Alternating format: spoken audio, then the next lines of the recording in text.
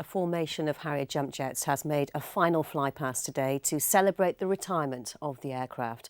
The fighter plane has had a long history with the British military and is credited with winning the Falklands conflict. Rebecca Fleckney was at RAF Cottesmore to see the Harrier jump jet's last flight.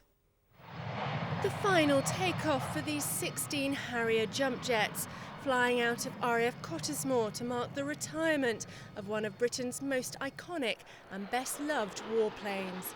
Sad, angry that this unique aeroplane is just being scrapped when it had years of effective service still in it. It's not as though they're worn out, clapped out, they're not. And there is no other airplane anywhere in the world with the capabilities, the versatility that the Harrier has in close support operations.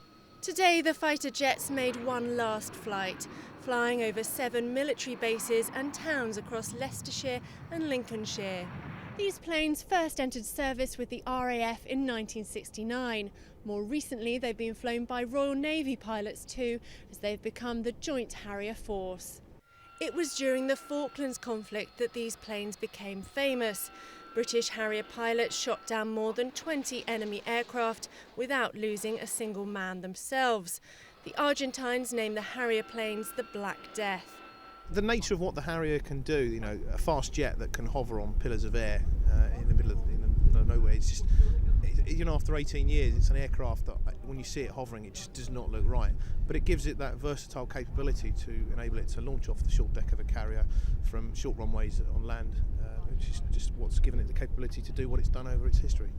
More recently, the RAF has used Harriers on operations in Afghanistan. They were busy helping troops on the ground and attacking the Taliban. The Harriers returned from Afghanistan in 2009, having flown more than 8,000 sorties. I served 2 tours of Afghanistan, one on the ground and then one in the air as a pilot, so I've seen it from both sides. And the Harrier was an absolute tremendous asset. Famous for their vertical takeoff and landing, the Harriers made their last flight from HMS Ark Royal last month. The decision to scrap the Harrier fleet and Ark Royal was announced in the Strategic Defence and Security Review earlier this year. The Harriers are due to be replaced by the new Joint Strike Fighter jets, but not until 2019.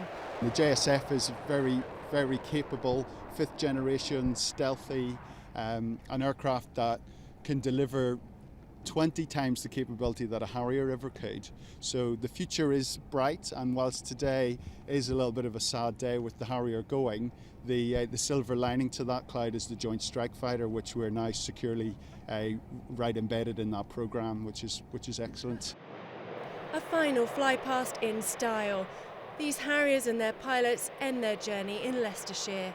Rebecca Fleckney, Forces News, RAF Cottesmore.